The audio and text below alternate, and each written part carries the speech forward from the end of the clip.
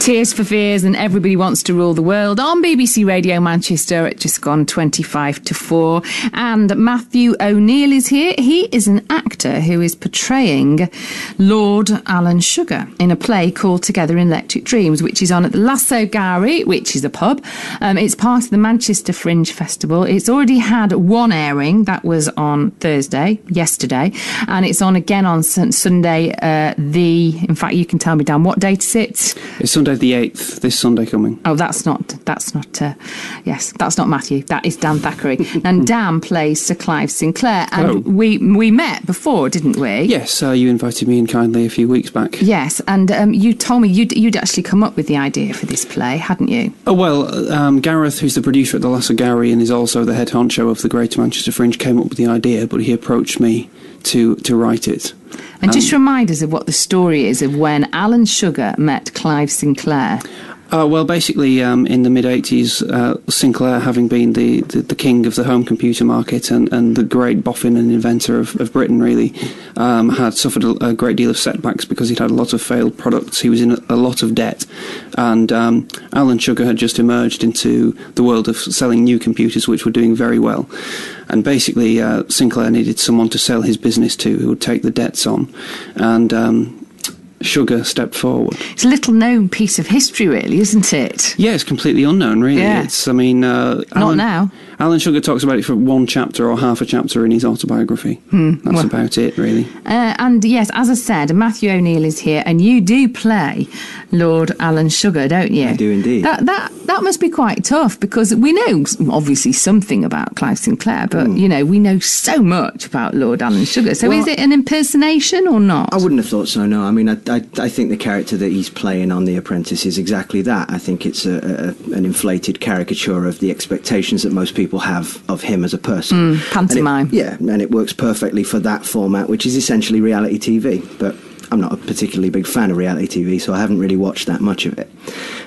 So in terms of research and kind of, thinking about the character and the voice and how he moves, I mean, at the point where the play is actually set, he's a long way off from being knighted, let alone becoming a lord. So it's nice to be free of that kind of baggage. And you've already done one performance of this. Was this yesterday? Yes, well, we did 2 performances yesterday. Yeah. Right. We're doing two a night at least. Okay. 2 performances yesterday. How did it go down? It went very well, yeah. It's the responses have been very positive. I think it's a great piece in that there's a lot of fairly nerdy stuff in there for Sinclair enthusiasts and Spectrum enthusiasts, so those people in the audience come out of it very happy. But it's also a very strong piece of drama, and essentially it is about the difference between these two characters and how they conduct themselves and how they go about achieving their individual objectives. It's essentially a game of chess over a bowl of sushi. Very nice description. And there must be some humour in this as well, because when you look at what it was like, what technology was like back then, and the huge advances that have been made. Well, that's what I discovered last night. I mean, to be honest, I could be accused of going for a lot of cheap shots, because there are a lot of laughs in this that you don't have to write. Just when Matt the phone rings and he opens his briefcase and takes out a brick. Yeah. That got a huge laugh. Yeah, that sort of thing. It's all too easy to poke fun at certain amounts. And then there's also a reference where that Clive Sinclair makes about the fact that he's refusing to use that phone on the grounds that it's big and bulky and inelegant, and someone should design a smaller one. Yeah, which he would have done. I'm sure he would have wanted to try his hand at that. He loved small, compact technology. So it's very interesting. I asked Matthew the question about, is this an impersonation of a young Lord Sugar? For you, Dan, it has been said before, of course, you look so much like a young Clive Sinclair. I suppose, I can't deny it. You do, don't you? Before this project, I didn't know hardly anything about him, but I have gone back and looked, and because this was like the last point in his life when he was really famous, all the footage that I can find of Clive is from that time. Dan is the tallest person I've ever met in my life. It's quite frightening. We had to run from the theatre after the last performance on Thursday because we had to catch a bus home, and Dan just took off ahead of me with his massive legs, and from the distance he runs like a pantomime villain.